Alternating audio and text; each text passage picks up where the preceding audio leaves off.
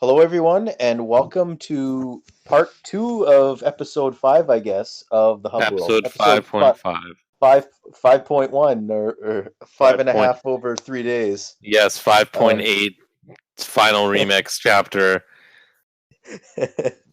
Over but 362 whatever. uh, Or not Kingdom Hearts, but holy shit. so this is not quite Holy six, but shit. it will be. Yeah. So welcome to this episode, and today we will be talking about what happened in today's Nintendo Direct. How close were we with our predictions? Spoilers. We got a lot of stuff right. We got a couple things right, yeah. Not a lot, Holy but accident.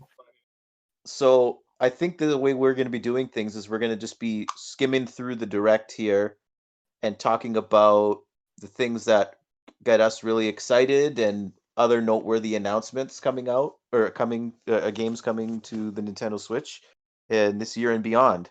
yep. So I I am think Matteo from the Hub World. I'm Jules from Gino the from Hub World. We always do Awesome. that, Jules. We always overlap. No, it's okay. I think we didn't overlap that time. We're good. Okay. But I think to start, what I had wanted to do as like a little icebreaker is out of 10. This was the first direct we've had in like something like 587 days, something like that. Out of Who's 10, counting? what do we each of us think of the direct? If you had to rank it out of 10 before we get into it. For me personally, like the way Nintendo's been doing directs lately, there's a lot of like they pack a lot of content in these directs now, and there's something for everyone. But for me personally, there wasn't that much compared to other directs, so I can't give it like a 8 or up. So I'd probably give it a 7, maybe. Okay. I'd say Gino? it's a solid 8. Like, there was a few things in there that I saw that I completely forgot existed. And I'm like, oh, I forgot about that. That's really cool. I'm excited now. So yeah, I'd say a solid 8. Like, there were some lulls and stuff in it, but Yeah, that's fair. Solid. And you know what? I agree with both of you guys, like in terms of like it's not necessarily for everybody. For me, there were a couple things, specific things that were announced that related to me personally, which put it at like an 8.5-ish for me. The reason it's not higher than 8.5 though is I do feel like it was missing like a massive announcement, but we can get into that as we talk. Yeah. Yeah. But before that, if you guys are here from the previous video, give us a like and a subscribe if you like it. What we're doing here, and if you want to see more of these types of like speculation or just live coverage of Nintendo news, just let us know. We're here to have fun as well as keep you guys entertained too. So Yeah. let us know. Absolutely. Okay, so we ready? Let's kick off. Let's do this. So what's going to be happening here is I'm going to be scrolling through the Nintendo Direct itself. We're not actually going to play any video. Like we can if we want. If we want to look at something specific. It might be hard for me to find it, but in general, we're just going to kind of scroll through it. So we're going to talk about the Direct as it unfolds.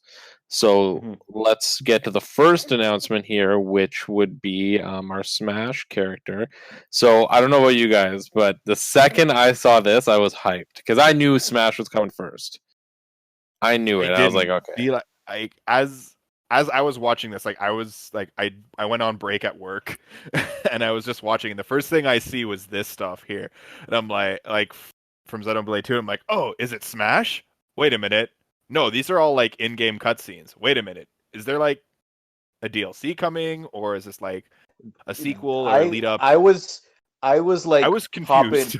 I was flopping back and forth because the trailer didn't start with the traditional Smash Bros opening where like the Smash logo appears, like, and I was watching it live with Riley, and we were like, is it Smash Bros? Is it a Xenoblade DLC? Is it Xenoblade 3? What's going on here?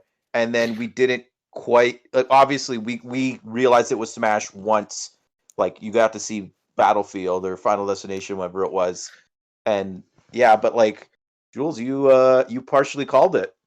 I did call it. So I knew it was Smash because like the dead giveaway of this is not actual gameplay footage at the bottom, which is always appears at the beginning of a Smash thing. I mean, I also anticipated they would announce Smash first, so I was already going off. I was like, "Oh my god, I'm so excited! Rex is in the game." But as the trailer unfolded more and more, and he's like, "Where is Pyra? Where is she? I can't find her." I was like, "Damn, are they gonna make Pyra the character without Rex?" And I'll be honest, as soon as they did, as soon as it was like Pyra, and then Rex is like, "I thought I was going to be the character." I was like, honestly, this was the best decision they could have made because Pyra as a character represents this game well. They're doing kind of what they did with Byleth, where they're having like Pyra represent Rex and Pyra, but they're using her as the. And I think that's important because one, we've had no female DLC characters at all, and we needed female characters. We've had Min Min. Oh yeah, we did. Sorry, I forgot about Min Min. So and Alex. No. I don't count the ones that are male default. That's a cop out. But yes, we did have Min Min. But I thought it was good for another female character, and because Pyra is very different from Shulk, whereas I feel like Rex is a little more similar to Shulk in terms of aesthetic. So I was very happy with that. And as soon as I saw her, I assumed Mithra would be an alt. But as you get into the trailer, which I'm going to scroll through now, it turns out that Mithra is not an alt. Mithra is a separate character. Hold on, I was trying to stop on Mithra there. Is she an Echo Fighter? So most likely she is, like, based off of what I'm seeing, as I assume she is an Echo in the sense that, like, I think her like aerials and smash attacks and things are going to be similar, but her specials are different. But on the website, what's very interesting about her is that, like, and I didn't know this till later, because I went on the website just to see the model, and it said Pyra / Mithra 79 and 80. So they're actually counting them as completely separate fighters in the vein of like Pokemon Trainer, where Pokemon Trainer counts as like whatever number it is. It's like 51 to 54 or whatever number it is. I don't know. But they're doing the same thing with Pyra and Mithra, which would suggest they're probably going to get their own amiibo. And they are counting these as different fighters. Like, they are a transformation character. They might be echoes in terms of they're similar in body type. They're similar in some moves, but their specials are different. Mm-hmm. But they're going to be one slot on the character on the roster. Yes, exactly. Will you be able to pick which one you start with? Probably. I would think so. And that's the thing is, like, I just thought it was going to be Pyra was the character, and it was going to be like a Steve Alex situation where like Mithra was just going to be the same character, but 4 of the characters were Mithra. For the alts were Mithra. But this is cool. The fact that they're actually like considering them like 2 separate characters, and they actually gave them 2 different like sets of specials at least. Like, that's pretty cool. I think that's a really good concept for this character, and like I'm super hyped for them. Like, aesthetically, they're super pleasing. I'm a big Xenoblade fan. I'm super into Xenoblade 2 right now because I've been watching my friend play it. And just like I wanted Rex and Pyra for the main game, and like this is like Min Min. It's like this is one of those ones that's like, okay, not everybody's going to be excited for it, but this is a character that should have been on the base roster and wasn't, only because the game came out so soon after Xenoblade 2 released. So they're kind of like fixing that now. And like Xenoblade definitely deserved to have another character in Smash Bros. Representing the franchise. Like, just like that series is becoming really, really, really popular really quickly, to be honest with you. Like, look how many games the series has had in the last few years. Like, you've had Xenoblade Chronicles, or Xenoblade Chronicles 1 came out a long time ago. Not even that long, 2012? Yeah, but like, you've had Xenoblade Chronicles 3D, you've had Xenoblade Chronicles X, Xenoblade Chronicles 2, Torna as a pretty sizable DLC expansion, and then now Xenoblade Chronicles Definitive Edition. That's like five games. Yes, 2 of them are Xenoblade Chronicles within what, 5 years, 6 years? Yeah, so they've done a lot. It's pretty impressive, honestly. And like, Monolith Soft is just, like we said in last episode, like, they're growing as a company. Nintendo's like, they've been helping with Zelda sometimes and Fire Emblem. Like, they're becoming one of Nintendo's big studios. And and like it's not even just about like commercial, like it's critical, right? Like critically, Yeah. these games are well regarded. As we talk about this, I'm just gonna move through the thing so you can get a little sense of Mithra there. But yeah, like exactly, Xenoblade's like a hot new series, and it just seemed unfair that Xenoblade 2 wasn't represented. And what's interesting, so I read this on a message board actually after after the direct.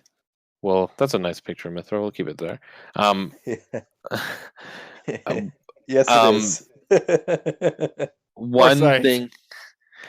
thing about this that somebody said that they pointed out, and I don't necessarily disagree with this, is they said the theme right now of Fighter Pass 2, like Fighter Pass 1, the theme was like surprising characters and like characters that have never been smashed. The theme of the second Fighter Pass right now has almost been like filling in the missing content that just didn't make it into Ultimate, because you had Min Min, which was an arms fighter, and arms wasn't represented, and everybody felt like it should have been.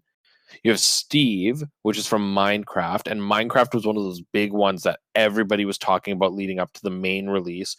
There was rumors of Minecraft content. Sakurai even openly admitted that Minecraft, like being in Smash, was talked about like leading up to A even the long time base ago. game, right? Like that was something that was there, and then they finally did it.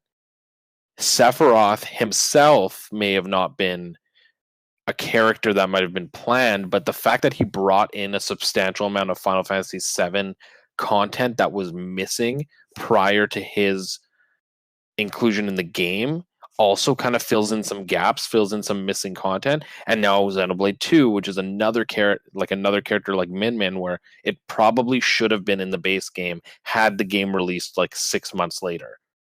Yeah. Like he said, it just missed Arms and Xenoblade 2 just missed the production like document that he made. Like it just missed the cutoff. So yeah, I agree with that. Like that honestly makes sense. But like I feel like now with these 4 characters, they've done a really good job of filling the holes, like you said. But like now, I don't think there's going to be another first party character in this pass. Like the next 2, those are the next. Like you got to finish strong. Like we're like because Mithra, yes, she's and Pyra, they're very, they're still like relatively niche, and I appreciate them as a Nintendo fan, like to represent the whole company.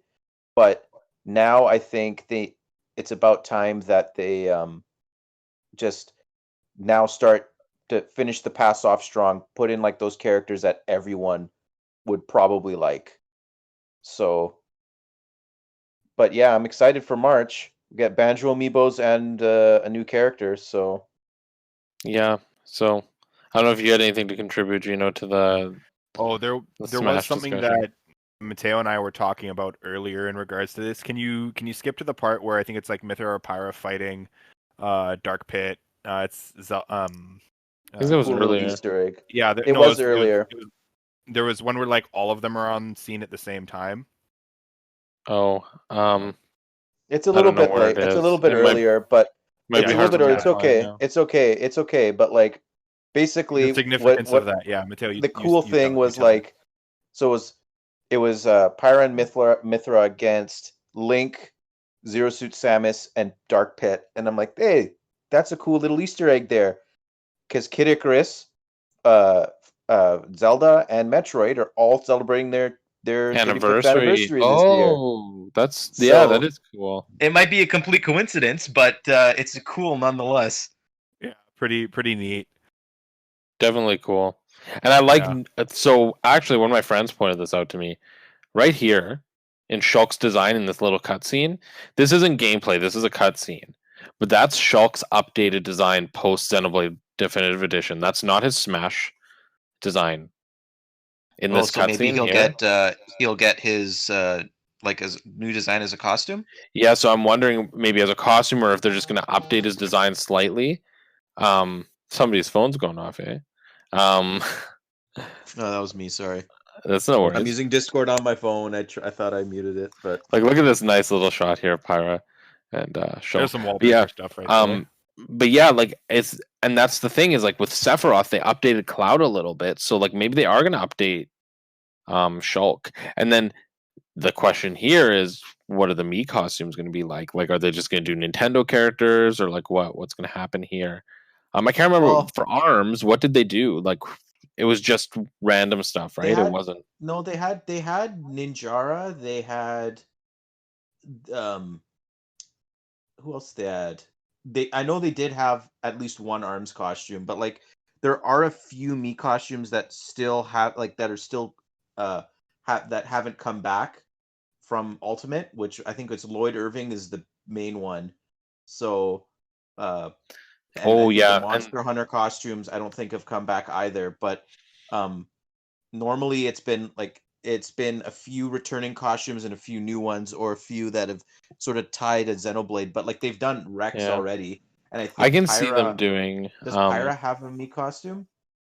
No, Pyra does not. No, yes, but yeah, but I like can I see it. got the main Mii costume I wanted already. I got Gino as a Mii costume, so Yeah. um, I can so see Lloyd being included. If Lloyd isn't going to be a fighter, I can see him being included in this round just because it fits the JRPG aesthetic. But Yep. okay, are we ready to move forward? Yeah. Oh, and just Yep. on your comment from before, Matteo, and Gino must stay as a Mii costume. So this will be happening in We March. don't need that irrelevant stuff in Smash. Okay, so well, I think this one is noteworthy. Like, I'd just like to say, like, Fall Guys, I played when it came to PS Plus on for free, and it's a cool experience. I'm glad it's finally coming to Switch. I think it's a great fit for Switch, and I think it's a cool announcement. Definitely something to buffer direct stuff. Would recommend it's that to like anybody. it's like that Fortnite announcement. It's like that's like the big game that's not on the platform yet, like Yeah, Among Us and like Fortnite. It's like that type of game. But I'm yeah, it's assuming we're cool. not going to talk about this guy here, the 22-minute Yeah, Outer Wilds. Outer Outer Wilds. Wilds. No, this But I is know cool. Matteo wants to talk about this one, so Yeah, we can keep it Famicom here. Detective Club.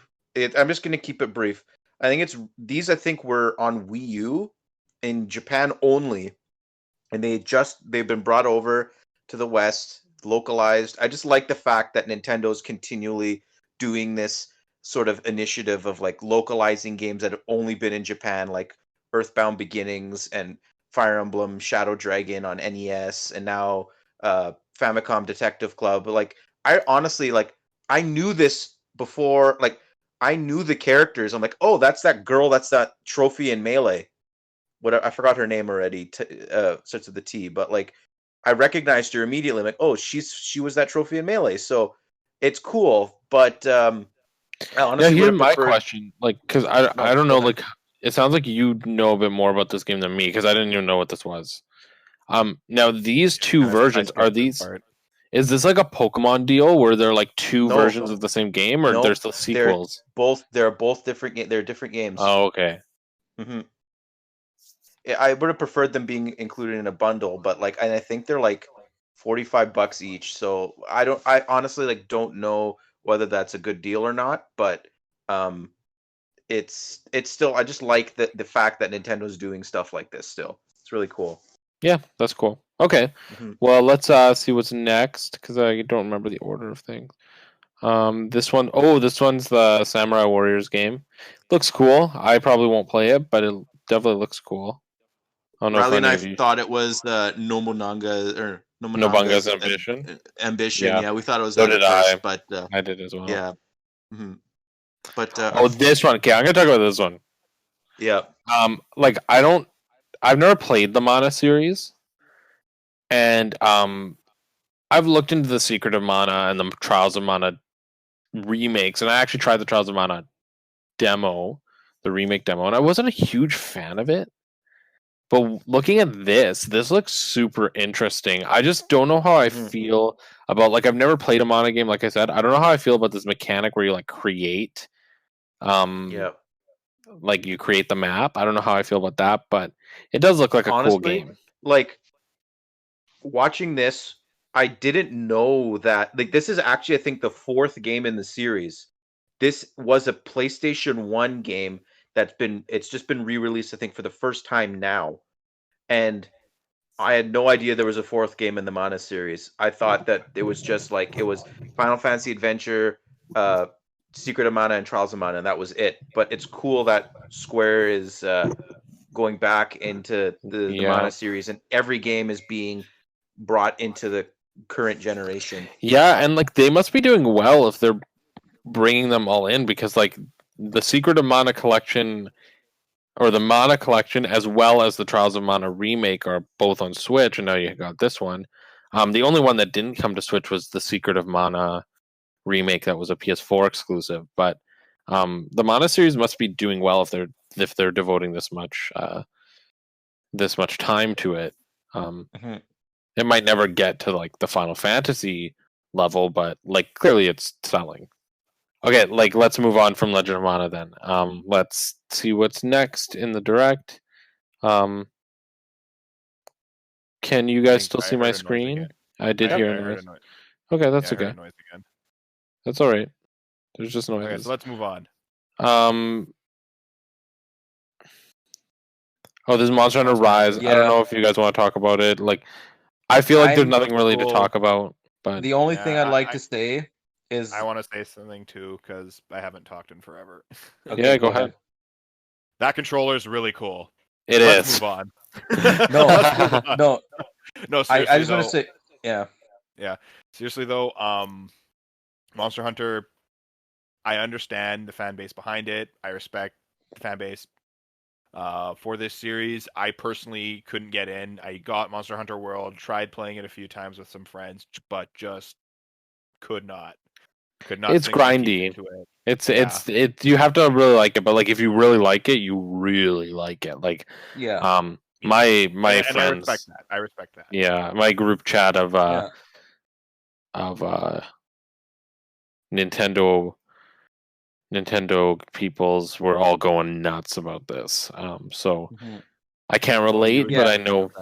Like the only thing, and I'm the same way. I'm not really a fan of Monster Hunter, but like, and this game had its own Nintendo Direct or presentation or whatever it was, and it's coming out in a little over a month, and they spent a lot of time on this game, and I feel like, in general, like the reason why the Direct I didn't really rank it as high as you guys, I felt like there was a lot of dead weight in the Direct. Like they spent a lot of time on a lot of things. They could have easily cut this Monster Hunter portion in half and gotten the same message across. Yeah, but they're really gotten trailers. Like, I know it's a big deal. But you have to like just. But they're pushing this game, right? Like game. They're pushing it though. Like that's the thing is you, like maybe for you, yeah, like a 5-minute segment on Monster Hunter doesn't resonate with you, but like.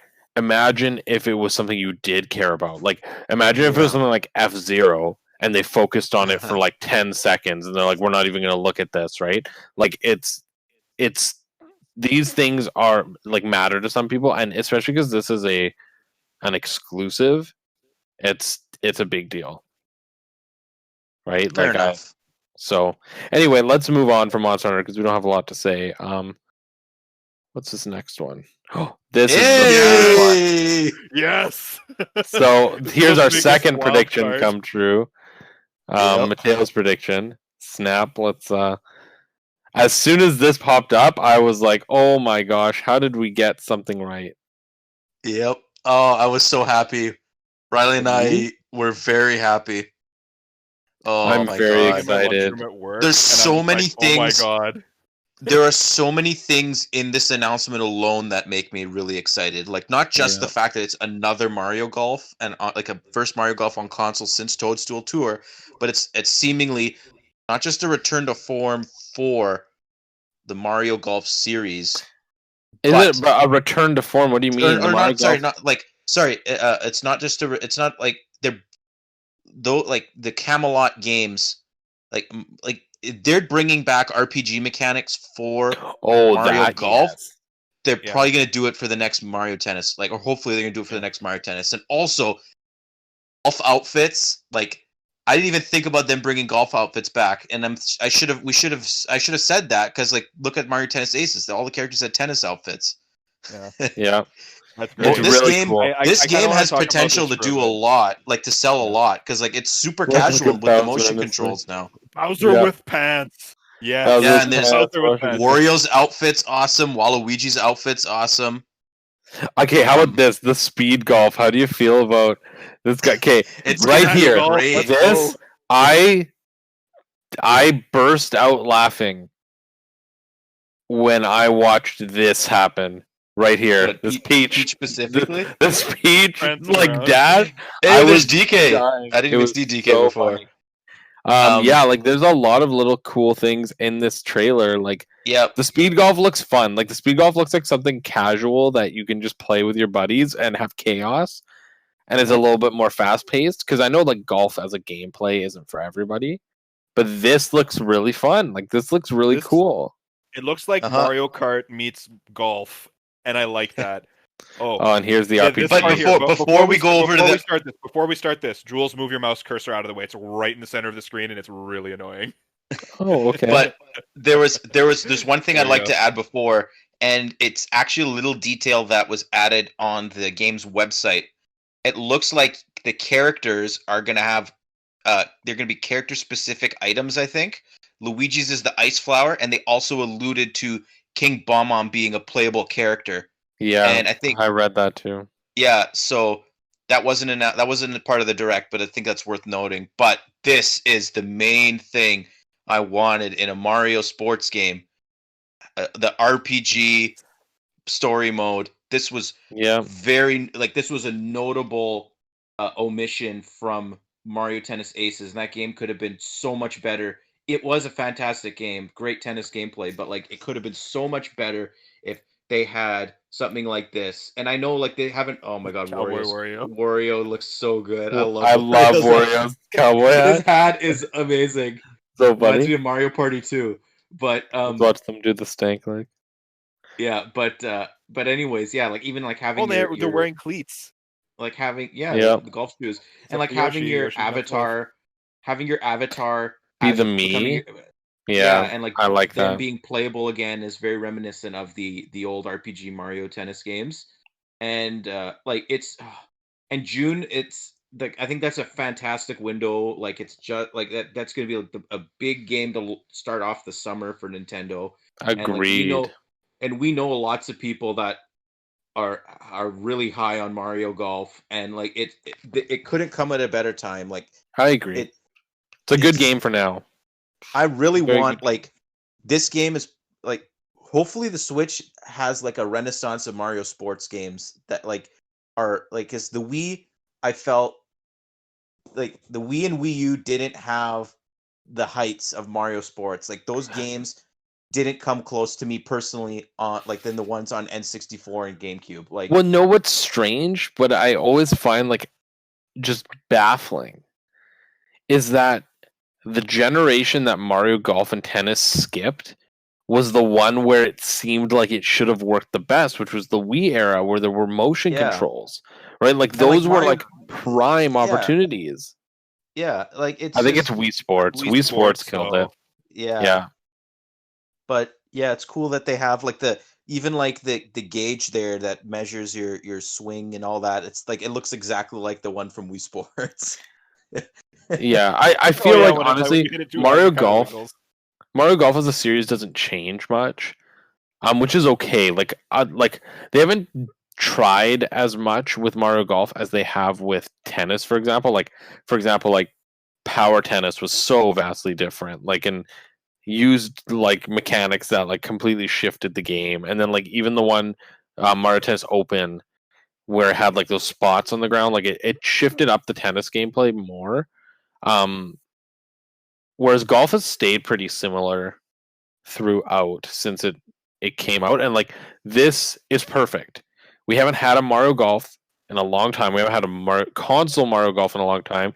They added a fun new casual mode that's not going to intrude on the like main core gameplay, and they added the story mode that's reminiscent of the old Game Boy Advance game. So Yeah. I think this is like the perfect Mario Golf game. Honestly, like will this is, be once or if they announce mini golf. And I hope It needs a mini golf mode. I hope Yeah. that if it succeeds, I hope that this sets a precedent in the future for all future Mario sports games to have things like story modes and RPG elements, and because that would be nice. But how do you feel about moving on from Mario Golf? Oh, I'm good. Spot, yeah. I think I said all I had to say. Yep. Yeah, I hope King Bob-omb's playable and Pauline. When I saw this though, I'm like, holy cow! Matteo has like 2 correct predictions, and oh gosh, that was. I was like grinning and laughing in my lunchroom, and people were looking at me like, what the heck is this guy doing? I mean, things deviate a little more after this from our predictions, but like definitely after Pyra, after Pyra and this, like I was like, oh my god. Also, last thing, I said this yesterday in the prediction, but I'll say it again. I do hope that Mario Golf Super Rush uses the model that they used in Mario Tennis Aces, where they add content like every month, which I think they will. I think the fact that there's costumes and the fact that the roster right now looks small is a good indication that they're going to be supporting this game the same way they did Mario Tennis Aces. Yeah, because that model worked for them so far, and it kept people engaged for a long time. But let's move on. Yep. Okay. So let's see what's next. Tales of the Borderlands, cool. Thumbs up. Okay. The Capcom collection. I feel like that was already announced, wasn't it? Yeah, it was. This was really weird. What was it called? Zoom ahead to the title. This is Stubbs the Zombie. This came out of nowhere. Like, this game was it's actually built on the Halo 1 engine. Riley wanted me to point that out. It's made by, I think, people that may have worked at Bungie at one point, and but this literally just looks like a drag and drop port. It looks like it was like it's still from 2003 or whatever, or 2001 whenever this game came out. Like, it doesn't look good. It hasn't aged well. It just seems super random to me. So well, now we're on No More Heroes 3. I don't think we need to talk about this much. We know No More Heroes 3 is the thing. It was announced last year. New is coming this year. It's coming out in August. That's cool. I've played No More Heroes 1. It's a cool game. It's very sexually charged. It's very over the top. It's cool. The game looks cool. I probably won't buy it. But I'm excited for people who like Travis and the series, because it is a big win for Nintendo to continue to have this game. Mm-hmm. I'm in complete agreement. I also have not played No More Heroes, but yeah, you don't want to mow the lawn for No More Hero fans. I'm really happy do chores in video games. I thought we played this video one, games to get away from chores. This one was interesting. I like the concept. Neon white or neon blue, something. What's it called? Neon white. It looks cool. I like the concept. It reminds me of Persona in terms of the aesthetic. But the gameplay to me didn't look great. But I like the concept. I was confused by what I saw with the cards. And it's a first-person shooter. Is it a rhythm game? Is it a rhythm game? No, it's a first-person shooter. It's a first-person shooter, but you don't see your weapon. Like, your weapon. It's interesting. It was really. It's a weird, artistic sort of like decision. Can we just avoid? No. This is the game that when I watched it, I was like, Matteo must be going nuts right now. This is the game he wanted. DC Supergirl Power. Honestly, Kate, it is called DC Superhero Girls. Thank you very much. Okay, can I just say something about this game though? I'm sure when this trailer was playing, lots of people were like cringing and being like, "Oh," but you know what? I appreciated the trailer because I'm like, this is appealing to who it's meant to appeal to. Young girls who like superhero aesthetics and don't really like things like Barbies or whatever, but they're still young little girls, right? Like, that have a certain social life, and like this is who it's like. That's the demographic it's trying to hit, and I think it's going to do a good job with that. And if it familiarizes some younger kids with characters like Wonder Woman and Batgirl and Harley Quinn, like, good. That's what it's meant to do. Yeah. Right? I'm in complete agreement, but at the same time, I don't think they're watching the Nintendo Direct, so I don't think it needed to be Probably here. not. Especially at 2 I o'clock agree. when they're in school. Most Yeah. likely not. You're right. On Okay, a fair random enough. Wednesday. I will Yeah, take but- that. I will take that. But the trailers and stuff are gonna make the rounds. You're gonna see the little ads and stuff for them here and there. And like there's a show for this. There is an audience for it, and I appreciate that. It looks I think charming, it looks cute, and that's what it's supposed to be. Exactly. I think the reason it was probably in the direct was less about like who's watching and more about the fact that I think this game is exclusive to Switch, and DC putting out something on Switch exclusively is in itself like a notable thing. So that's probably why Nintendo Yeah. did it. And this could be Right? advertising towards parents because Yeah. I think Video I gamers think we are have kids. spending. I don't even think we should be talking about this game. okay, let's period. keep going. So I think we should move on. Yeah, We got Okay, bigger we'll fish move to on. fry. Okay. yeah. Plants vs Zombies, cool. Like whatever. About fucking time. That's all. That's my F bomb. But about time. Hey, he used it. Yeah. Yeah. But Okay. Metopia Yeah. Here's the coming next to one. Switch. Very interesting decision, to be honest with you, because. But actually, I guess not, because like Metopia didn't sell well on 3DS, but I really enjoyed that game, and a common friend of ours who once again may or may not appear on this podcast soon also played it and really enjoyed it. Gino was the Dark Emperor in my game. Giuliano was a wizard. Riley was a wizard, and I had a fantastic time. It looks like they added an overhauled Mii Maker into this. And cool. they added a horse for some reason, but the game is going to be the same price, I think, as Captain Toad, so $65 in Canada. But the game on 3DS was only $40, so I don't think they added $15 worth of content. To be honest with you, I think if you had based on what they've shown, like if you have a 3DS, just buy it on the 3DS. I think it's hard to doesn't- find on 3DS. I don't know, but like it Not if I have anything to say about it. This is gonna be Gino, by the way, in my game. yeah. Oh, the princess. Wow. Okay. But yeah, like it's There's a your really fifth- fun. That was Gino for me. But I think I it remember was seeing that. Dark Lord. yeah. Stan. Stan. It was Metopia was just a really fun. This is definitely game. Nat Bailey for me. Yeah, So you're saying that you could Inside make joke. quests. Basically, you But- can make the Quest RPG in Metopia. but yeah, like if you haven't played it, I suggest playing it though. Like just find it somewhere. Even like the Switch version, but like it maybe actually the Switch version would be good because a problem I had with the original the regular Metopia is there was only one save file, so like I didn't really want to lend it to people because they would have to delete my save. But Giuliano, I think you would. I think you would I really do want to enjoy this Yeah, game. no, I'm interested in it, especially now that you're telling me it's a cheaper game. I do like this new Mii maker.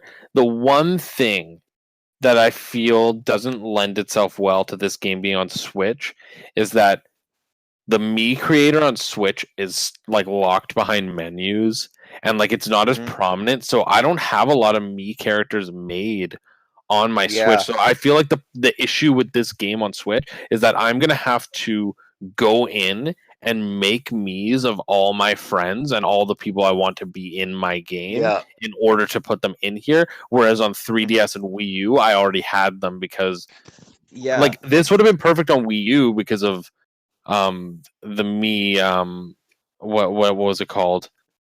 I don't even remember. The Miiverse?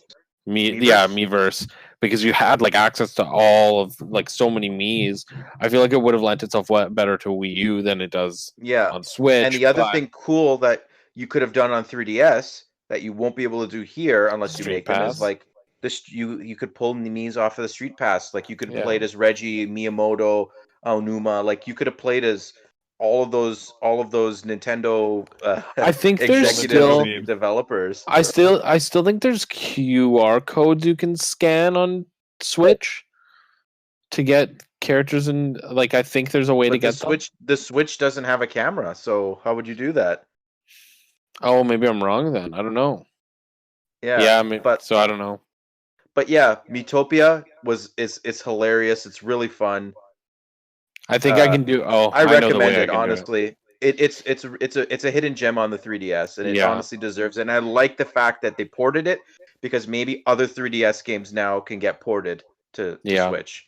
Well, what Seems I'm like gonna there's have a to lot do of then. Me love. It seems like there's a lot of Me love. Yeah, in this one. in this, 'Cause you yeah, can- I agree. Okay, you have a Me in Mario Golf, and now you're bringing with Miitopia and everything here as well. Like you this is going think- somewhere, and then even with Yeah. Smash, they might revive it. They might revive. Yeah, the do you Mii. think they'll overhaul like the Me stuff on Switch maybe as a result? It's possible they could take it out of that like crazy menus, like series of menus that you could do, and like have a proper button for it. I feel like they maybe would have announced that though, alongside But this. that seems just like it could have. It could just. That's be something like they can a just system drop. update. Yeah, That's they just don't a even need to system tell update. you. Oh Well, yeah, we'll keep our- Here's some features. No, that's not exciting. Keep our eyes That's wasted. open before May. But see, this is what I'll have to do if I get Miitopia, and we have to go on my Wii U, scan QR codes of all the Miis I want, and then import them from my Wii U to my Switch, which honestly sounds like an awful experience like a lot of and work. way too much work just to play Miitopia. Yeah. But maybe I'll do it. We'll see. It's a Anyway, blast. can we move over Hey, what else are on you gonna from do during the Miitopia? pandemic, right? Lots of other things, but that's okay. We can move on from Utopia. Okay, Yep. yeah. Do you want to talk about Animal- this? Like, we knew this was coming. Yeah. Yep, Animal I just Crossing think is it's exciting. Let's it's go. cool. Warp pipes are going to be cool to get around the islands and everything. Yeah. See if I could just That- get a picture. Just like Yeah, there's honestly, some cool. though- It is cool to see this, like, because Yeah. like obviously the fact that Animal Crossing you can customize outside, like this does look cool, but it's also like coming too little, too late. You know? Yeah, like I fizzled out of Animal Crossing in July. We put a lot of time. All of us put a lot of time into it. Don't get me wrong; it's a great game, but I feel like every Animal Crossing game had Nintendo furniture in day one, and that for me was like my post game thing that I would always do is collect all the Nintendo furniture.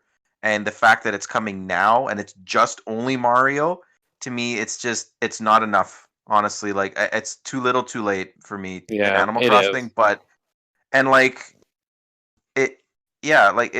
Warp pipes are cool, but I just make once little again, it's secluded areas now. Like you can make like a little canyon, put a warp pipe in it. Oh wait, and- what? You can? Oh, I didn't know can that. warp. I didn't see that. Yeah. I must have missed that. I didn't realize you can. Oh, that's actually kind of cool. That's convenient, but again, like yeah. Yeah, you can make I'm- separate areas. I and would stuff be- now, but, I would like, be going to Animal Crossing for this. Like I would Yeah. be like I'm not already playing, and like this is a nice thing. Like I'd have to go back to do this, and I feel like Mhm, Animal yeah. Crossing is not the kind of game I'm gonna go back to for this reason. Yeah, give it another year or so, or a few updates. Eventually, when they put in like the Zelda anniversary stuff and like all the other anniversary things in there, and then Yeah. just like make your Nintendo town and just be done with it. Mhm. Cool. And Well, if you scroll ahead a little bit forward, everything just costs bells. We have billions of bells. You don't even Yep. need all of yeah, those. I have Honestly, so though, many bells. I just want to You say, don't even need I hope Nook Mile tickets. I hope that's this still a isn't thing. it. I hope this isn't it in terms for Nintendo or Mario furniture, because where's Waluigi stuff? Where's Yoshi's egg? There's Where's... never been Waluigi stuff though. no, but like Yoshi's egg was in the previous game. yeah, like no, but Okay. like I hope there's more because like they've been hyping this up for a while, and like all the stuff they've shown for the most part has been stuff that's already in other Animal Crossing games. So like there isn't a lot of new things that they're adding necessarily, but hopefully that's not it. Like hopefully there is stuff that costs Nook Mile tickets or like you can get from the store, like you can actually buy in store, or like get given to by an NPC or something. Like I want as many pieces of furniture as possible for when I eventually Yeah. do go back one day. I'm gonna make my Hopefully. Temple of Time like I have in New Leaf. Animal Crossing New Horizons. That's Sorry, fair. not New Horizons. Ugh, in like City Folk and stuff. Okay. Okay, so can I move on? Can we? Mhm. Yep. Yeah, they mentioned I don't Mario understand 3D why World this was briefly. here. 3D Okay. World was, what was the point of that? Let's get to this. Okay, first of all, Yeah. when I saw this hourglass, It's a I balance. thought it was Pretty I far thought it was Bayonetta for some reason. The whole vibe kind of made me think it was Fire Emblem, like just like the hourglass, and then like the narration made me think it was Fire Emblem, but then I quickly saw the art style of like the guys that appeared on the side, and I'm like, okay, it's something Octopath related. See, that's the thing is, so they're calling this the latest in the HD 2D series. So what I'm getting from this is that there is no sequel to Octopath, and there's not going to be a traditional series that stems out from Octopath. This is going to be a series of experimental games that just use this art style, and they might not fit the same like gameplay, but like honestly, I'm not even mad. I'm not mad. Like, neither am I. I'm like, when I watched this, at first I was like, what? I thought this was like an Octopath sequel. I'm like, well, why would they only do 4 characters this time? And then we get to this name, which by the way is an awful name, and I hope, unlike with Project Octopath Traveler, where they kept the name, I really hope they don't keep this name. I really hope they come up with a better name than Triangle Strategy. It is hilarious. Like every sort of like live reaction to the direct I saw, like everyone laughs at this name, but like everyone laughed at Octopath Traveler as well, just because like it's just so weird. But like honestly, this one's a little bad. This is worse. Oh yeah, by far. This one's worse. It's more cringy. But like I never played Octopath Traveler. You should have. It was really good. I watched you play, and I watched Jules play as well a little bit, and it just didn't seem like my cup of tea. But I'm a big Fire Emblem fan, and I really like tactical RPGs. So like this, I might actually give this a try. It does look cool. I gotta give it. Like, I'm gonna watch a few more trailers eventually. Salt and Iron becomes Salt Iron. It's so silly, but at the same time, so when I first watched it, I couldn't really pick up on what the gameplay was like, because like at first I saw the gameplay and I was like, oh, this actually looks more basic, and then you get into the battle system part of the trailer here, and they start showing that it's actually like Fire Emblem, and that intrigued me, and I was like, oh, okay, like that's cool. And then when they start talking a little later, let me find it. They talk about like the branching paths for the story. Yeah, like these parts where you like vote on things, like, so it's almost like, the way I'm seeing it is it's like a mix of Octopath, Fire Emblem, and almost like a Telltale game. Like in terms of like, you really need to like convince people to like be on your side, and I like that. I like the idea that like it's not just you pick a choice and you see the consequence of your choice. It's like you have to, it's like you see your choices and you see like, here's the 2 things, like either execute the guy or try to convince people to like give him a chance or whatever. And they tell you that, okay, this choice will require you to win the favor of some of your court. So then like, it's not just pick whichever route you want, it's like actually giving you like a realistic life choice. Like, here's the easy route, which will probably have more dire consequences, but here's maybe a route that might be more interesting, that might be a little different, but you're not going to get it easy. Like, you actually have to work for it, and you might, even though you want to do this route, you might not actually get it. And I like that idea. Like, this is actually very, very this is intriguing as hell. And I'm very excited for Project Triangle Strategy as a result. Oh God, definitely. And know what? And like, my biggest fear with Octopath, because I love Octopath. Like, me and Gino both love Octopath. Yeah, it was really fun. And when they announced Bravely Default 2 this year, I was a little bummed, because I was like, I like Bravely Default, but I like Octopath better. And I was like, well, I want a sequel to Octopath. But I was always worried, like, what are they going to do with the sequel to Octopath? Are they just going to create a new world with 8 new travelers and just do the same concept again, but in a different story? And like, will that even execute well?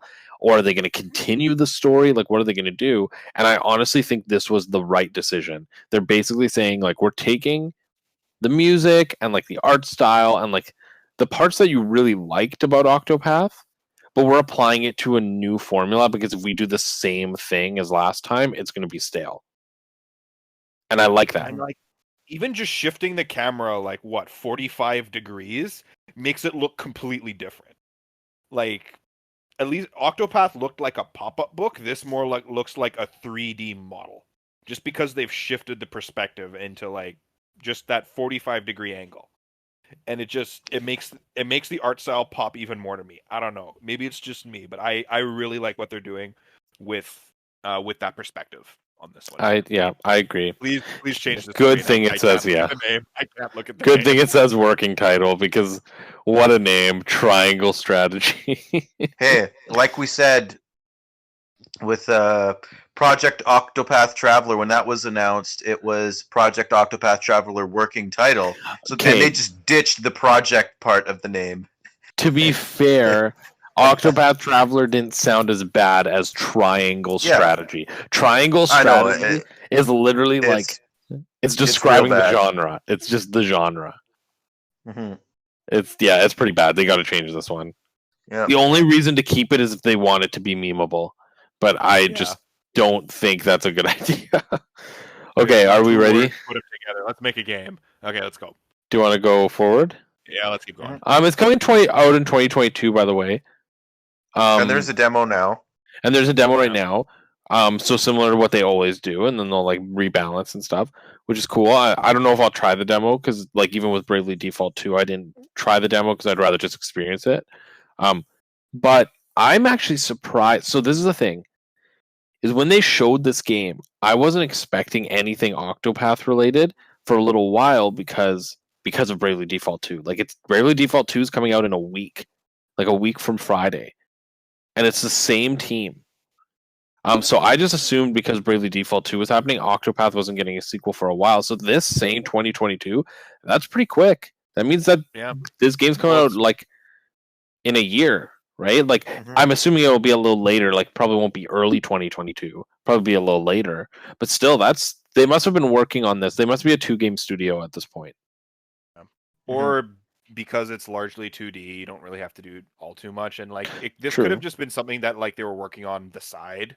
Yeah, and they might have assets built from Octopath. Yeah, and like Bravely Default 2 isn't like the most it's still very like in terms of like it's HD obviously, but like it's still very similar to what you would think a sequel to that series would look like in the Bravely series. Yeah, it's not like it's not like visually. Like I'm sure the engine, the HD 2D engine probably was like obviously that's the biggest thing they had to make for Octopath Traveler. Now that that's done, like it's literally just like a matter of doing the battle system and like just shifting the camera around and like voice acting, and like to me like that's probably obviously like making a game hundreds is of hours into making this something like an incredible amount of work.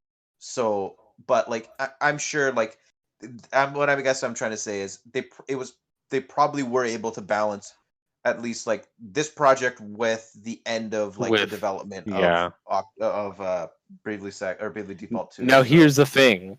So here's what you might not know. Is the reason I gave this direct 8.5 is because of this game. This is the game that was standout for me. This was the game that put it a little bit over the 8 for me. Because I was like, this is a game I was not expecting, that I'm actually really hyped for, and it wasn't something I predicted.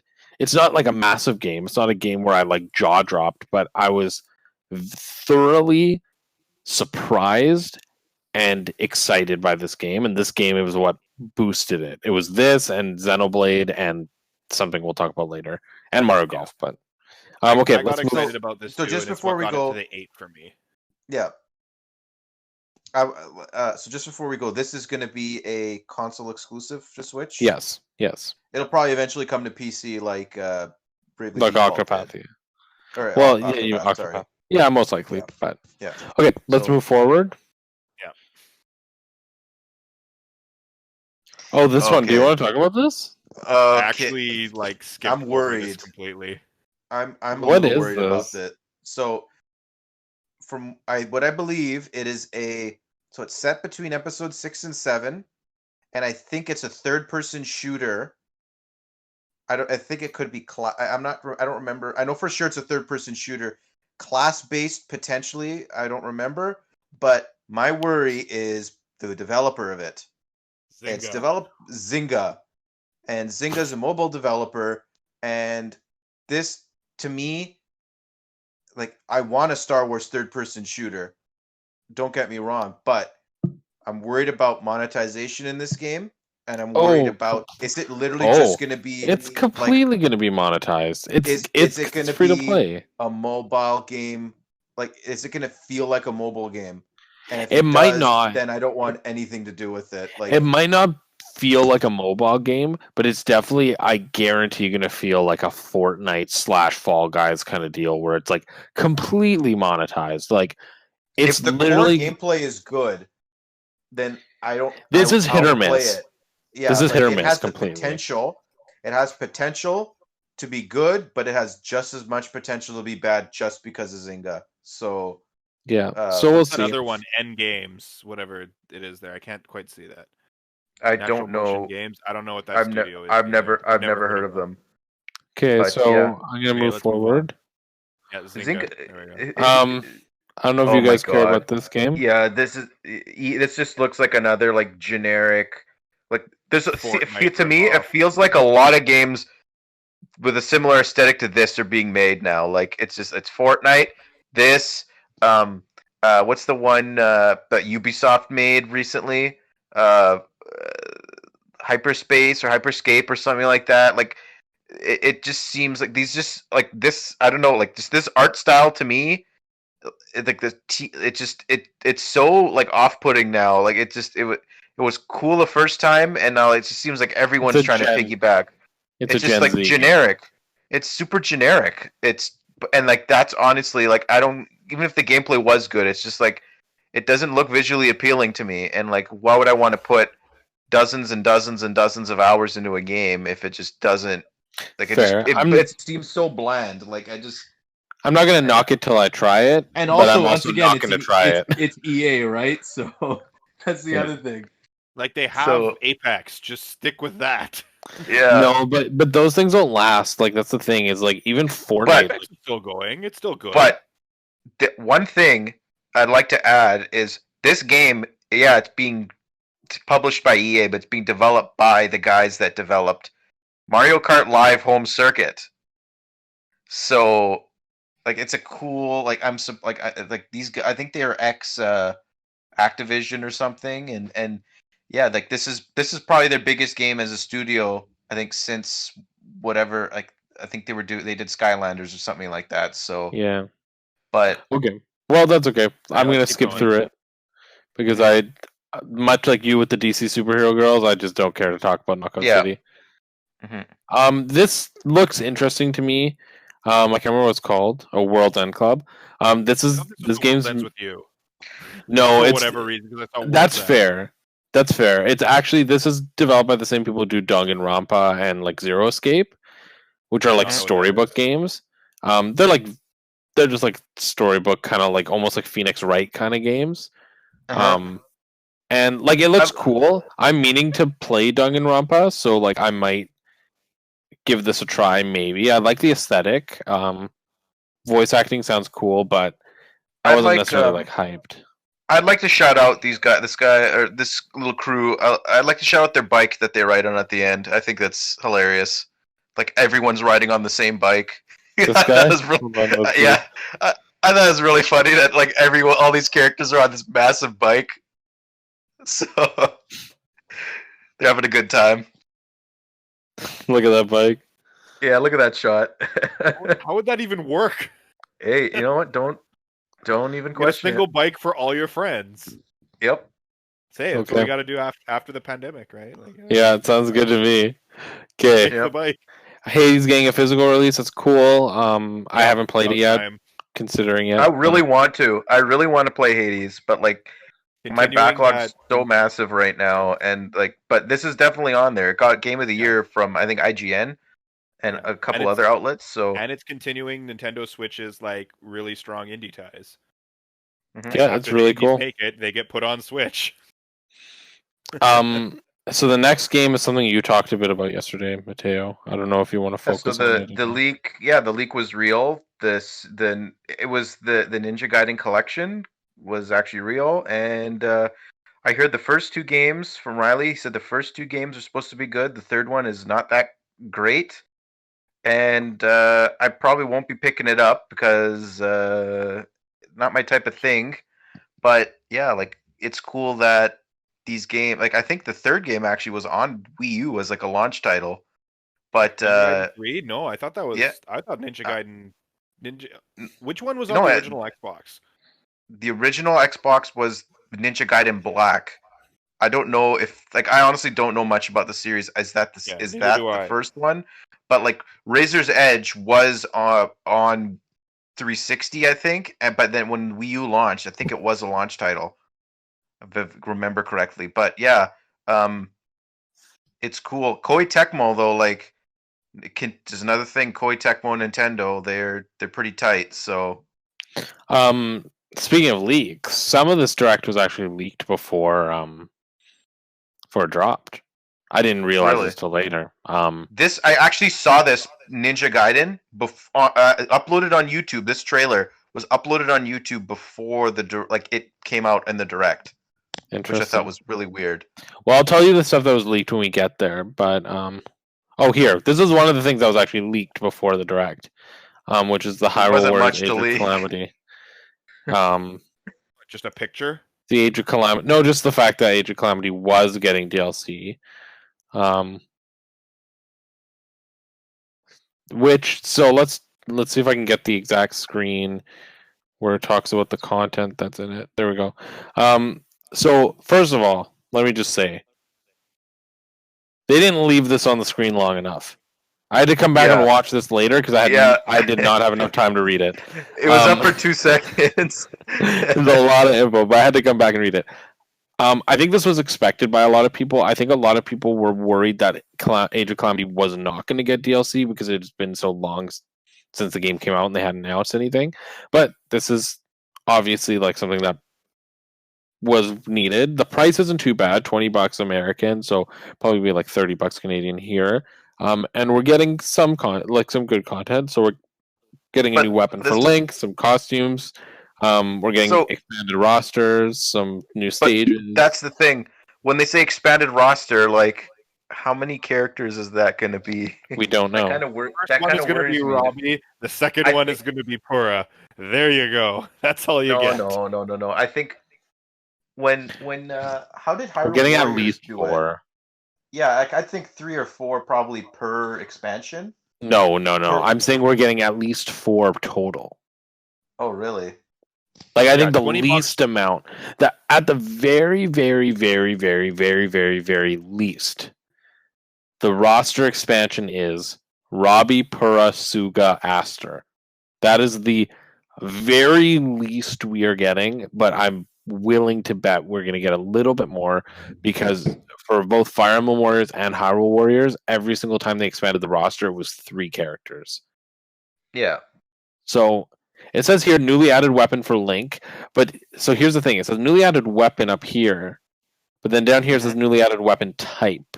So what I'm getting up here is newly added weapon for Link means it's just going to be some new weapons within his already existing weapon type. So like a new sword, something like that. And then newly added costume for Link might actually be the ancient armor that wasn't in the base game. It's one of the only ones that wasn't there. Then we're going to get an expanded roster. I'm willing to bet the first wave will give us Robbie at least Pura and Robbie. Yeah. Newly added weapon type, so we might get things like maybe the Master Cycle Zero for Link, or like a new playstyle for Zelda, or like, I don't know. New challenges in the Royal Ancient Lab, which makes sense because that would tie to Pura and Robbie. Newly added challenging enemies, so they'll probably add like gold enemies because those aren't in the game. And then wave 2, new character vignettes. I'm assuming that means like smaller story missions. Newly added stages, which would go with the vignettes. Another expanded roster and a new battle skill for existing characters. So here's my hot take. Here's my theory about the character vignettes. So the character vignettes would suggest that you're getting like little stories about each character, right? Yep. Who tells the stories in Breath of the Wild? My boy Cass. Oh, Cass. Exactly. Yep. So I think Cass will be added there. and it'll be like him like telling the story of some of the characters, and then playable as well. And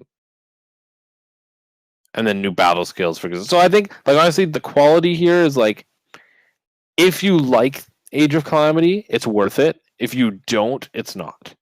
Like it's like it's that thing where it's like it's not you're not getting value for your buck, but you're also not being robbed. Like this is pretty standard pricing. I agree. It's fair for people that like are gonna put like like these games are insane to complete, like hundreds of hours. Like it's just more of the same type of thing. But like it might be like even if like I want to replay the game, I might just pick up the DLC maybe once everything's out and like there's like a dry spell and I really have that itch to play Age of Calamity again. Like I might just pick up the DLC instead of playing like the whole game through again. But like like it's something we all saw coming eventually, so not too surprising. Okay, well, are we good with Age of Calamity? Mm-hmm. Yeah, I'm good. Okay, so next is Bravely Default 2, which we know is coming. It's coming out next week. They didn't even really need to put this in, so that's great. You have the Ghouls and Ghosts. I think this is like the sizzle reel now. Cool. But there is something in this sizzle reel that I want to talk about actually. This guy. Saga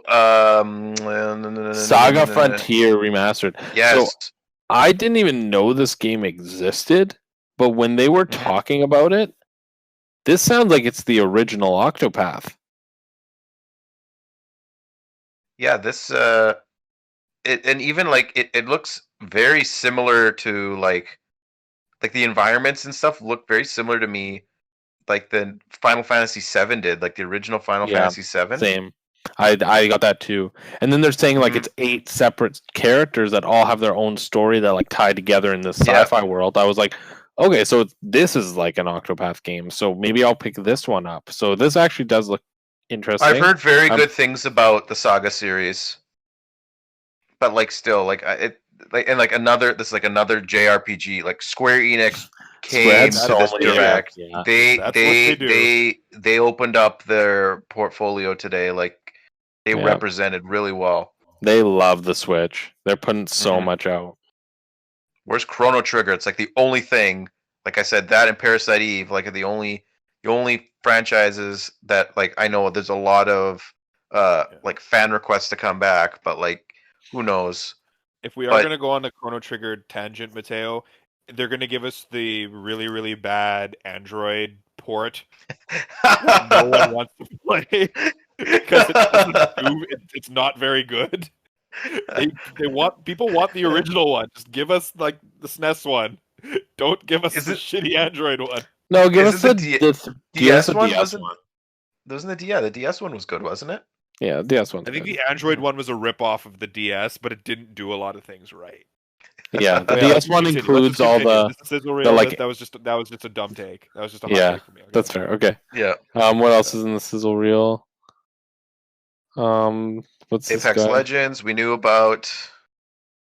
And now we go to Aonuma. So, by the way, this is the other thing that was leaked. In this leak that came out a couple hours before, because basically, like the leak basically said there is no Breath of the Wild 2 news. These are the only Zelda things that they're going to talk about. And it said what they were. So it said like the Age of Calamity thing, and then I called this yesterday where like they're not going to show us anything for Breath of the Wild. It's not. And I called Skyward Sword remake, Gino. Thank you very much. I wasn't talking about that. I was talking about they're not going to show us anything, and they're not going to tell us anything. First of all, there's a lot to talk about with Skyward Sword remake. Okay, so first of all, the first thing I would like to say is yes, Matteo called it that there's going to be a Skyward Sword remake. I would like to say that I literally called this the control scheme. The control scheme literally is word for like exactly what I said it was going to be, and I don't think it necessarily doesn't work. I saw a lot of people online reacting negatively to this, and they're removing the best part of the game by allowing people to be able to use the stick instead of forcing them to use motion controls. But to those people, and if you're one of those people, just be quiet. Let people enjoy games the way they want, and just because they don't want to enjoy it the optimal way, which I agree is the motion controls, doesn't mean that Nintendo should remove that option. Like, who cares? Honestly, might try this out just to see how I it might is. too. I Just think to I'm see how it thinking is. about doing it. This So, could make it speedrun worthy. but honestly, it Oh, doesn't seem like the visuals haven't been enhanced that much. That's what I was gonna say. Is they didn't enhance the visuals at all. I'm sure like frame rate and all that is better. Pause it for a second here. This is low key one of the best changes I think they've made. Remember in the original Wii Skyward Sword, how like they would have that annoying ass Wii remote like always on the side of the screen oh yeah, that on the it's HUD? gone. It's gone. I No, love how they did. No, they didn't. You could go Did into the you could go into the menu and ask for it to be gone. Oh What? my god! Yeah, Really? What? there were accessibility options where you could. But it was there choose- by default, right? It was there by I'm default. not imagining this. Yes, Yeah. but you could turn it off. Thank God it's gone. Just you're blowing my mind. Like, Wait, how wait, have I wait. been playing this game like this Leave for it all at the these screen. Leave years? it at the screen. So we're gonna talk about this. This is the moment Yeah. where I Just one more thing. simultaneously. I wanted to just add one more. Okay. Are we gonna finish talking about Skyward Sword after this? Yeah, we'll Yeah. keep talking about it. This moment, Okay, I so- simultaneously cried tears of pain and joy. The joy was, these are amazing and I need them. The Yep, tears me of too. pain were, these are amazing and I need them. What if I don't get them? But you know what? They didn't mention anything about these having a limited release. And I'm when Yeah. Nintendo's yeah. talked about like things that recently have come out that have had a limited release, they actually meant it. Like it's limited, like the Fire Emblem Shadow Dragon Collector's Edition, or like the Game and Watch, or the pins from Club Nintendo that are like that were an ordeal to get today. But like when they say things are limited, they're limited. And I looked at the product page for this. They didn't say it in the direct, so there's a chance that like maybe for the people that want it right away, that it'll be there. Like I have hope. But these look have hope too. unreal. I These look like unreal. The reason. want to say there, I do want to say something, Jules. Sorry, just because Go ahead. I feel like there was a huge missed opportunity with these, though. Why? Huge. It's the 35th anniversary of Zelda this year, right? Yeah. What special edition came out on the 25th anniversary?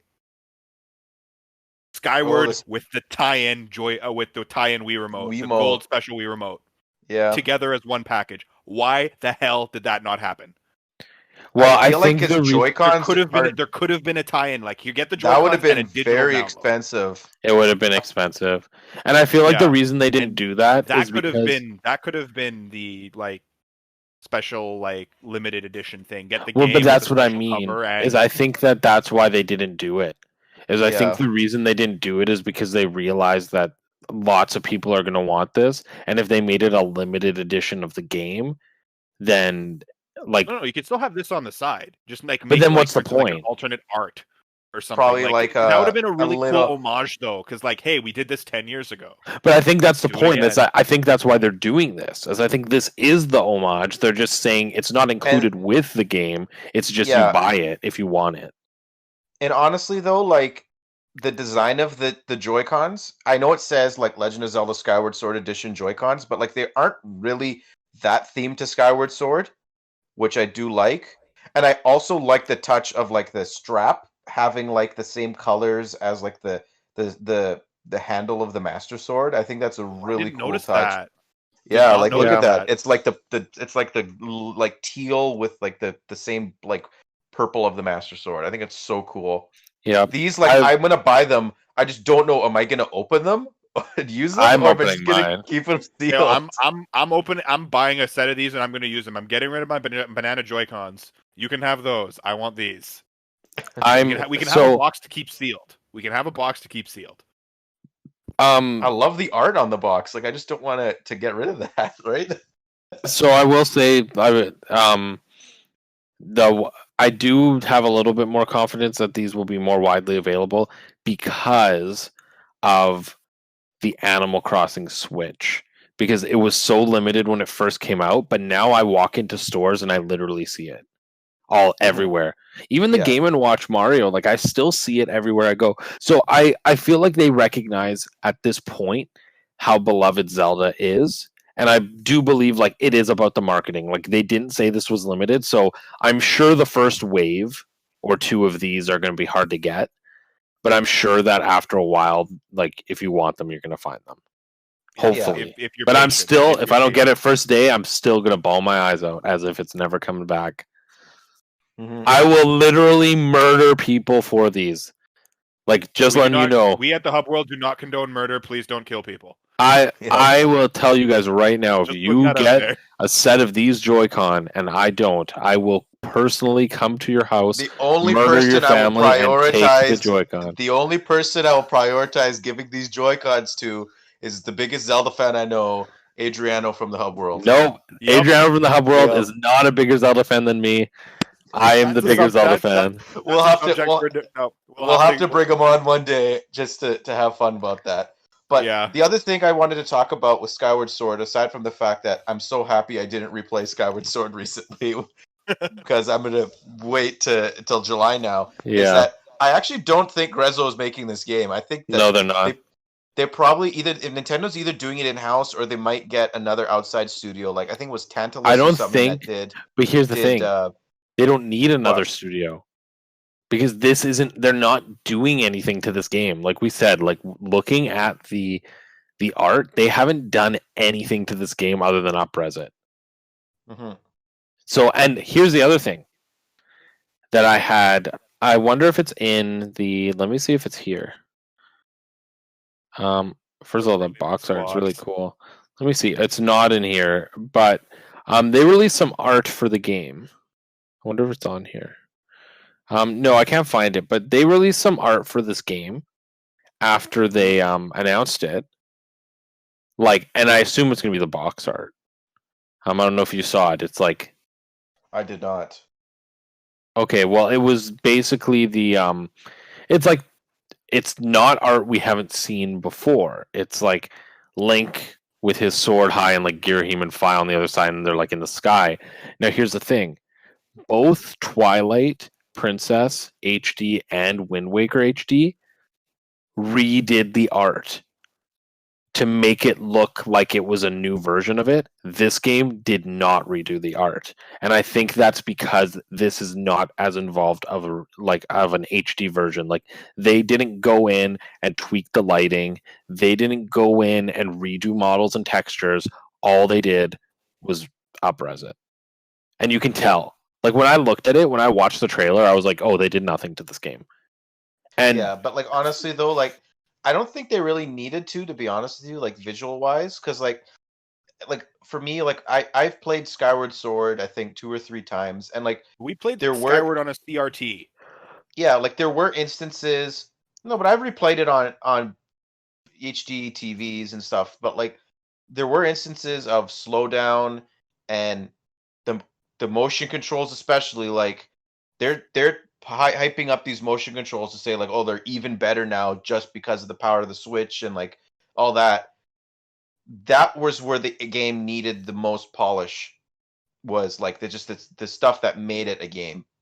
Like visual wise, like the art style can carry this game like how it can with Breath of the Wild.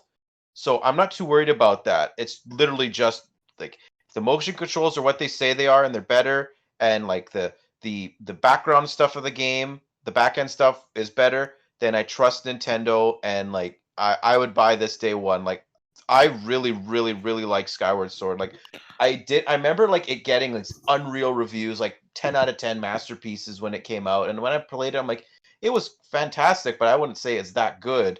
But like now, upon like replaying it twice since my initial replay or my initial playthrough, I've come around to it more and more. like there's still some fundamental things I don't like about Skyward Sword, like the way they handle the stuff out. Like, well, actually, there's problems with the sky part and the ground part of Skyward Sword, but overall, the level design of this game is fantastic. The music's fantastic. The story's fantastic. Like Skyward Sword, I'm so happy it's getting another chance because like it came out at the tail end of the Wii, and I feel like it could have done better if it came out a few years earlier, but the tech wasn't there. But now it is. So I can't like, wait if to you get haven't back into played it, Land.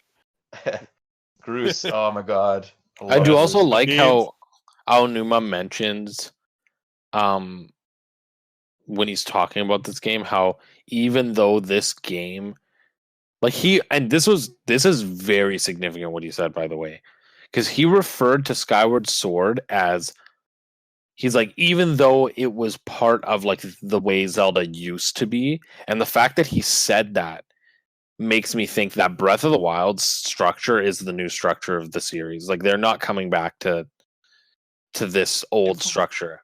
Yeah, Or at least I don't know if they'll ever go back completely. to it. Like, yeah, for the foreseeable future, like it's gonna be like the new style of Zelda. I think. Like, Yeah. like eventually, I think they'll probably make another They could, proper, or like, like I'm sure traditional. they'll bring elements in.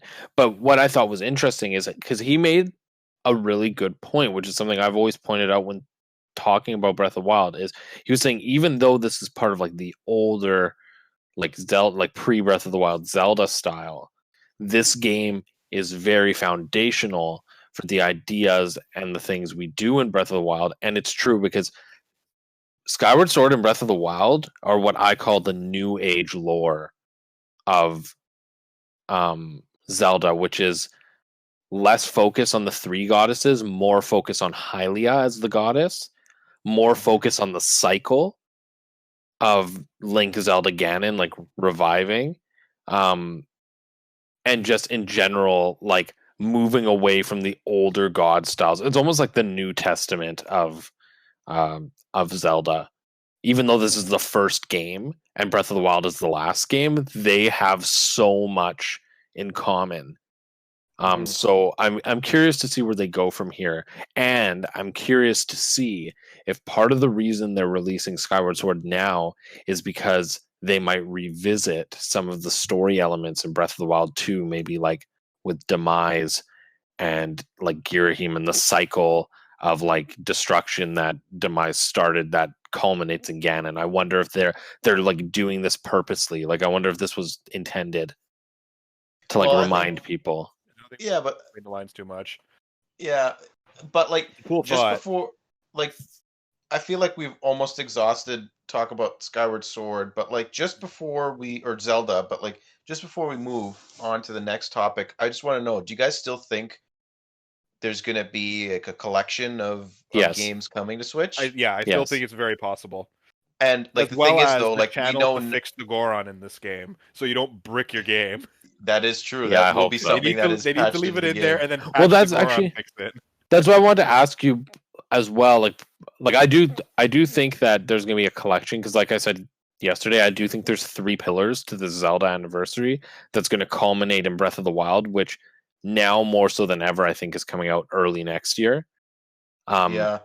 But I think there has to be something in the fall. And I don't think it's an Oracle's remake anymore because I don't think they'd throw 2 remakes. I do think it's going to be a collection. And whether that collection be Ocarina, Twilight Wind Waker, Ocarina Majora, Twilight Wind Waker, or just Twilight Wind Waker, I think they're coming. Because I can also see them just packaging Wind Waker and Twilight together as a collection that are already done and giving it to us, and then releasing like N64 Classic Online, like you guys said, and just having Ocarina and Majora in that. So then they're all there. And like, you know, like the only thing though is like my worry is we didn't get any sort of like Zelda 35th anniversary branding in this direct. And like it'd be an easy thing to like slap that on the Joy-Con, slap that on the like the screen that we're looking at here with Skyward Sword HD. They didn't do that. So like will there not be any sort of idea that we'll have as fans knowing that there will be a Zelda 25th anniversary by July 16th. Like I feel Nintendo would have to say something before that, and Maybe they're not COVID kind doing of it. threw a wrench into everything. because Or if maybe nothing they're gets not. announced by July 16th in terms of the collection, like maybe you can afford a couple other months. Mind you, 3D All Stars got announced in what, like in September, and it was coming And out they in released November like 2 weeks or after. October. So They I released 2 guess weeks it's after. possible, but still, I feel like you'd want to have build up. It's Want build up. possible though, but it's also possible that they're not going to do a formal anniversary with Zelda like they did with Mario, and maybe that's because their focus this year is Pokemon's anniversary, and they don't want to do two big that's coming true. anniversary things. So maybe they're Yeah. like informally doing a Zelda anniversary where like they're gonna have some Zelda content, like they're gonna have a couple games. They're gonna have these like things, but there's not gonna be the branding because they need the branding to go toward Pokemon, which is celebrating Yeah, but I feel like its Pokemon anniversary. is its own thing. We never talked about Pokemon in our predictions. I think just because like we three of us, we understand that the Pokemon company marches to the beat of their own drum. They do their True. own thing. But yes, but they So- still would inherently compete. Like if they're going to put out a Yes, ton of like merchandise absolutely. and stuff, like they're inherently going to So compete. many dollars so... that everyone has. So Yeah. it could be a response. Like it might not be. You're right. Pokemon Company does their own thing, but this could be Nintendo's response to Pokemon Company. It could be Pokemon Company said, "Hey, it's 30th anniversary, or is it 25th? 25th? 25. It's 25. 25. Pokemon 25. 25 is a big deal for our franchise, and we are celebrating it, and we are doing a ton of stuff. And Nintendo's like, okay, well then we'll back off with Zelda. And the thing is, Zelda has never had a lot of anniversary love like the same way that other franchises have. It's never had like a collection, like an anniversary collection, the way like Mario and Kirby have had in the past. They've never really done anything other than okay, Skyward Sword released and they had a 25th anniversary branding on it, but really what did they do? Nothing. They didn't really do anything that year. Well, Skyward Sword They had had a the- nice they had the package. That was a nice. symphonies. That was a nice. Yeah. Like Well, yeah, that- the symphonies, but I mean, like they didn't have a big event or like game release. No. Like they haven't done what they've done with Mario with Zelda Yeah. ever. So maybe they're just but Zelda doing isn't that at again. Zelda. Yeah, and like Zelda isn't at the same level as Pokemon and Mario. They're not. Yeah. But Pokemon still, like arguably could be bigger than Mario. Pokemon Yeah. is bigger than Mario, I think. it is. But yeah, I never thought of that, to be honest with you. Um, But could I actually pose one last question to you guys before we move on Yep. from Skyward? mhm. Do you think, like, obviously the visuals aren't being enhanced, but they've done a lot with the controls. Do you think they'll be doing anything to update the game the same way that, like, Wind Waker added in the abridged Triforce quest and the like fast sale Slow and sale, Twilight yeah. added in like the hard mode and the new trials and like the shorter bug quest? Do you think they'll be updating anything for this game, or do you think they're going to So, leave it? I want them to do the shorter, like I want them to shorten the length of the that Spirit Realm thing. Like I'm not a fan of that. Like that's one of the other things I didn't really like about Skyward. But I can't really think of anything else that they could like The desert fixed. area was really annoying. I didn't think it was that bad, to be honest with you. Please, honestly, now that I say it, my one hope is they make the imprisoned a less annoying boss fight. Yes. Yeah. But the thing about Imprison is that the annoying thing about him is that you fight him 3 times or 4 times, whatever it is. And then the boss rush mode, you got to fight him 3 times. Yeah, that's annoying. But like in terms of like new features that they could add, I can't think of anything, to be honest with you.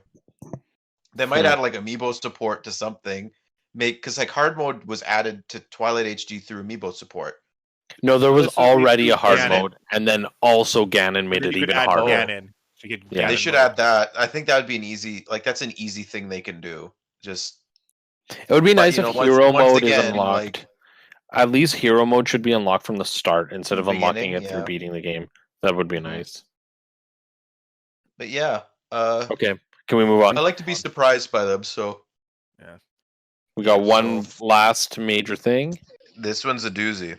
Yeah, this one's very unexpected. I don't know if you guys felt that way, but Oh, I'm completely shocked, to be honest with you. I screamed so it loud. starts off. Okay, so I'll be honest. When I saw this part, this like wasteland, I thought that this might be Pokemon, like a Pokemon game, maybe the Diamond Pearl remakes. I don't know why. Like this little thing over here, this like canister, made me think of like Pokemon, and I don't know why. But So I thought go back Pokemon. to the very beginning, like the shot before this.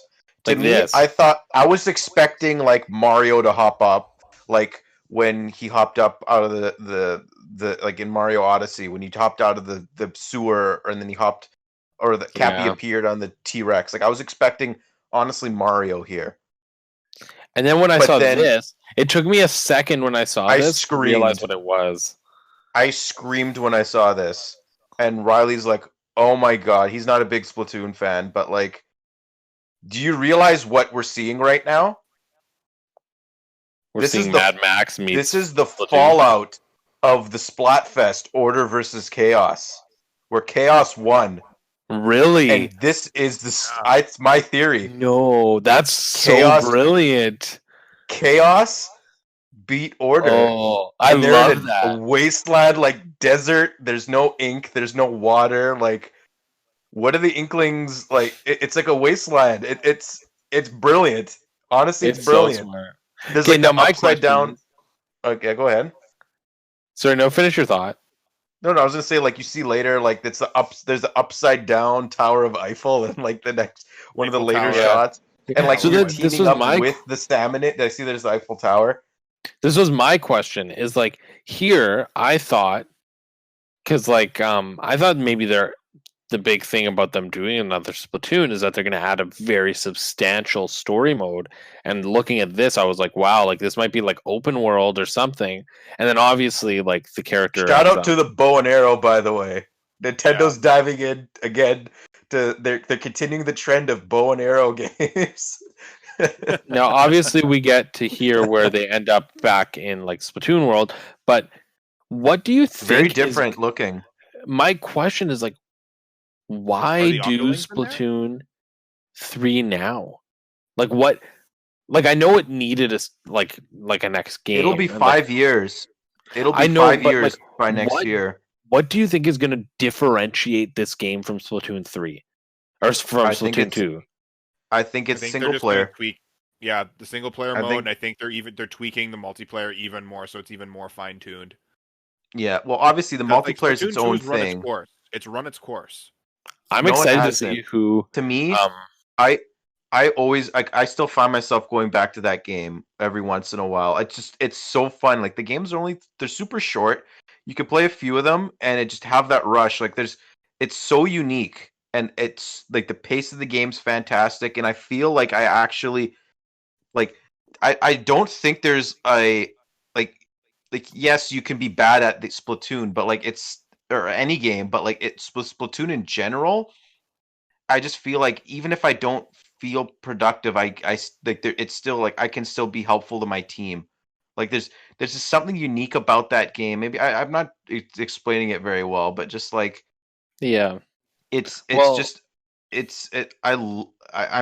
honestly was not expecting this, and like I'm still like thinking right now, like holy crap. I was pleasantly surprised by this. I didn't know I wanted this. It looks so good though. Like look at the entrance animations of the character. Like they're floating in on these block things. Like it's so cool. Like you have like that stare down with the other team. Yeah. This is something. Think about it. This something comes right out of like Fortnite. That kind of look at the environment still. Like it's like canyon, like desert. Like you need these portable like there's no water anywhere. Like but they couldn't use water anyway. I know, yeah. I guess they couldn't swim, but like, oh, it's so cool. Like, oh my God. I'm wondering what they're gonna do though. Like, what the big differentiator is gonna be. And I think it's gonna be a story. I think the bow and arrow, like, oh, that's so cool. Oh my God. Oh, I wonder who the hosts will be. New hosts. In the first Splatoon game, I think there'll be new hosts. What were the two main colors? Orange, blue, right? The second one was green, purple. This one, it was green, pink. Green, pink, and now it's yellow, purple. Yeah. Oh, that the moment where like the music was building up in the trailer to the Splatoon theme was so hype. Oh, was that an Octoling earlier, by the way? Are the Octolings going to be in right off the bat? Probably. Yeah, there I is. think Yeah. that's an Octoling. That's an Octoling. Crab robot. Yeah. Maybe it was an Octoling. Actually, I don't know. That's probably just an armor or like a projectile like Well, that's the ability thing. Is like I kind of, now that I think about it, like I agree. I think there might be a bit of a story element here because I don't see, like, at the beginning you customize that little animal thing, right? Salmonid, yeah. But it's not showing up here in like the multiplayer gameplay, so it must have some significance to like a story mode or something else. Yeah, that was a salmonid. It looked like. It was a salmonid, yeah. And Yeah. I remember in Splatoon 2, they were like leading up to like the salmonid invasion of something. Mm-hmm. Everything just like this world just looks like it's completely been turned over by the Splatfest. I like that theory. Team That's a really cool Team Chaos really shake things up. They've Brilliant. ruined this. They've really affected the status quo of the Splatoon universe. But yeah, like I'm so excited. Oh, Yeah, it'll be cool. And 2022, I'm that's a honestly- good game. I feel that's a like good that's time. gonna be like a summer. It'll probably have like the same Windows Splatoon 2 had on Yeah. Wii or on Switch. Sorry, like it I was think that so. summer. Just That as all summer the kids game. are getting out of school, they have something to look forward to. Hey, I have something to look forward to too. Well, now we do know I. Zelda and Splatoon for next year, and then obviously like Nintendo has unannounced things, like Yeah, they I- always do with their early Yeah. like beginning of the year directs. They announce the stuff that's coming out very soon and the stuff that's coming out very far in advance. But like we still don't know what they have for the fall, and there's definitely things coming out in the fall. Like we know to be honest with you, I expect us to be having discussions like this, where like a predictions and a analysis sort of like recap within the next few weeks for Pokemon. Like yes, Pokemon Day's coming up. 100%. that's coming soon, That's the and thing. we know we don't know. Like Pokemon Snap is coming in April this year, and we know that it's highly rumored that there's going to be a big Pokemon game coming out at the end of this year, probably. So Well, that's the Well, thing there's is even we more have announcements coming. Yeah.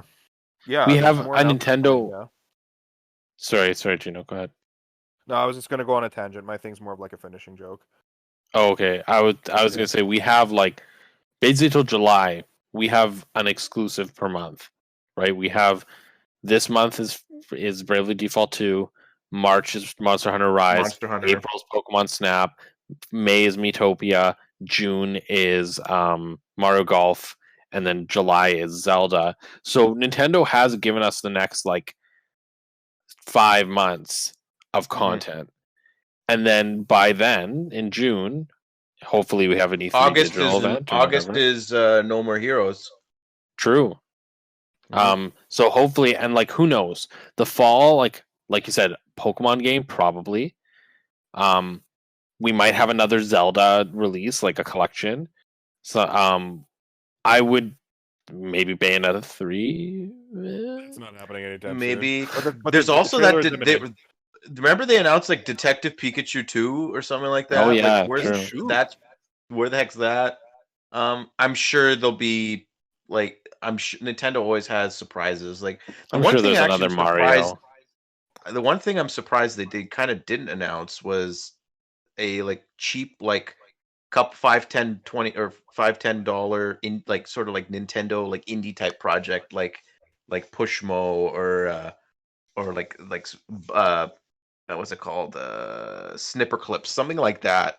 Like I was surprised that they normally have and there wasn't a lot of announcements of like something is available later today, like an actual game, not like a demo, but they have those types of things all the time. Like even like honestly, like I think there could still be a Kirby game coming out this year Mhm. because Hal hasn't really done anything lately, and we're still gonna get Smash Bros DLC. We're getting Hyrule Warriors DLC. Like Could like, be There's a lot to a talk about. could be a Mario Party, like because they've Yeah. what are they called? Let's You know who I'm limit the talking about. future speculation. I feel like this could even be Sure. like something. And Let's limit DQ, yeah. the future speculation. But Okay. What we know isn't speculation is that we got the Pokemon thing coming up. BlizzCon is this week also. We're all going to be talking about what's happening in 9.1 for World of Warcraft. We know that's going to be happening. Right? Yeah, 100%. Yeah, totally. You heard it here Yeah. first, Matteo, liking Warcraft. But I do Yeah. want to talk about like well, we can talk about that when we talk about that. I think this is a good place to leave it off though for the night. Yeah. So I think you'll hear from us probably soon. Like Gino said, with BlizzCon coming up, and we know Overwatch 2 stuff is going to get announced there, and We We're have all a pretty very big good Overwatch. feeling about Pokemon Company as well. yeah, well, we know there is Pokemon announcements on Pokemon Day, so unless they announce a direct, we might not have a speculation topic, but we'll definitely have a podcast like post announcement. So you'll hear from us about some pretty major gaming news soon. And if but there I isn't think- news, then we'll probably still talk and do like a Yeah, we'll normal find something to do. episode. I think, you know what, though, I am very happy we created this podcast for this exact reason, to speculate and respond to Nintendo Directs. And this has been this two-parter, this 5.28 over 2 days final remix edition has been a very fun podcast. So I hope that everybody enjoyed it. If you like this stuff, make sure to give us a like, hit subscribe, let us know what you think in the comments. Again, if you're a Gino fan, just unsubscribe, leave, don't talk to us. They can be fans of me, just not the other Gino. Exactly. Yeah.